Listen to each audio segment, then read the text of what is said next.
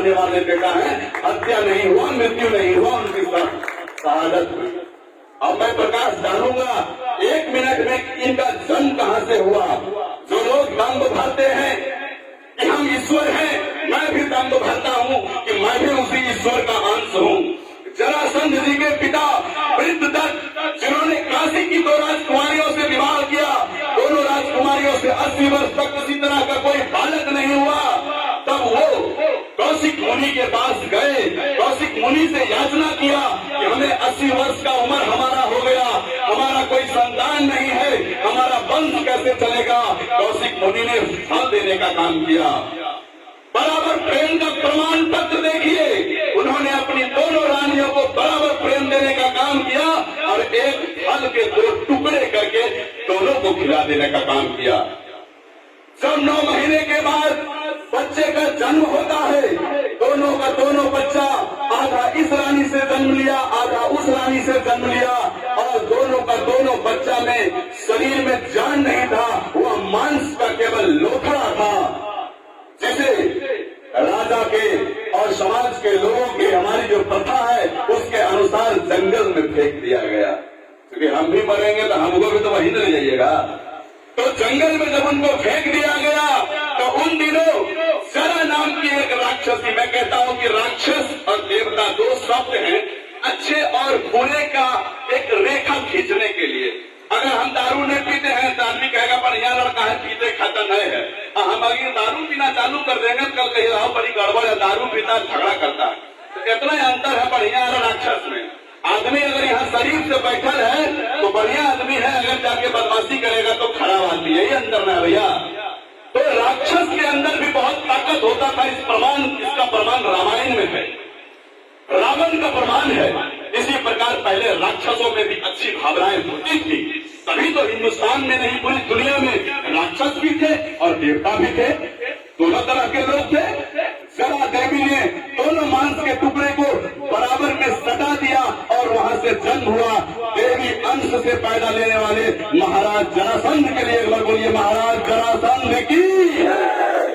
महाराज जरासंध का जन्म लौकिक नहीं अलौकिक हुआ और महाराज जरासंध की 2 पुत्री थी, एक का नाम कृष्णा, दूसरे का नाम कृष्णा।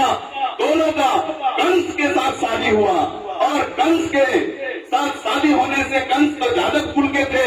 अब मैं कुल की बात भी 1 मिनट में कर देता हूँ। 3 प्रकार के कुल हैं भैया, एक हो चंद्रवंशी, दूसरा सूर्यवंशी और एक अग्निवंशी।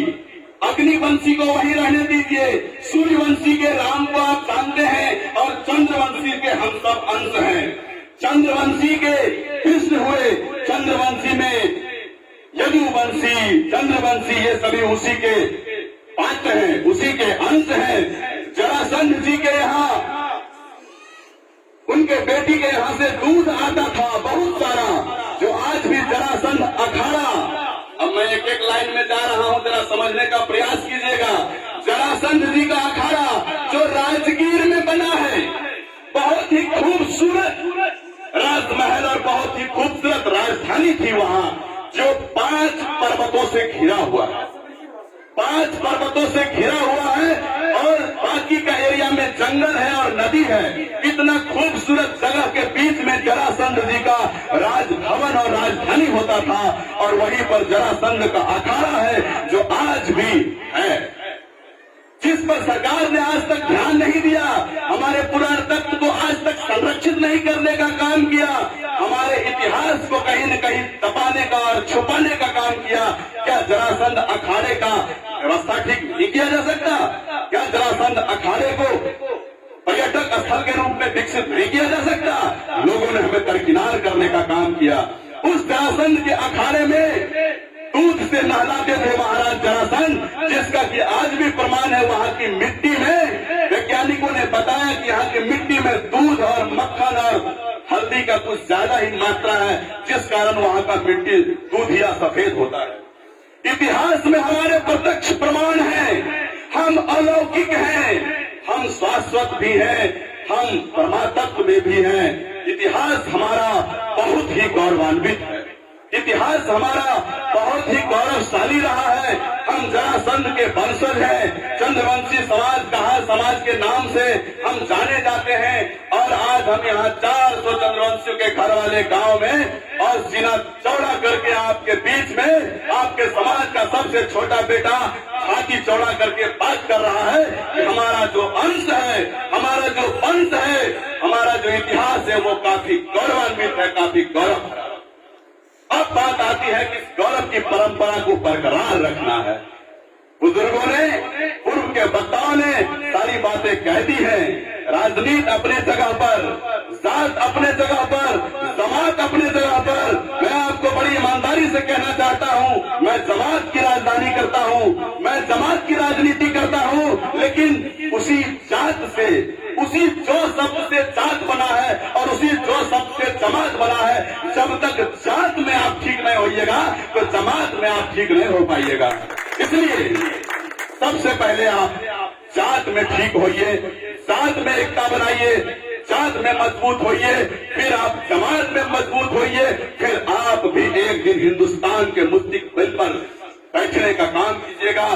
लंबी वार्तालाप चली, समय का अभाव है, बाकी की बातें बाकी लोगों ने कर दिया है।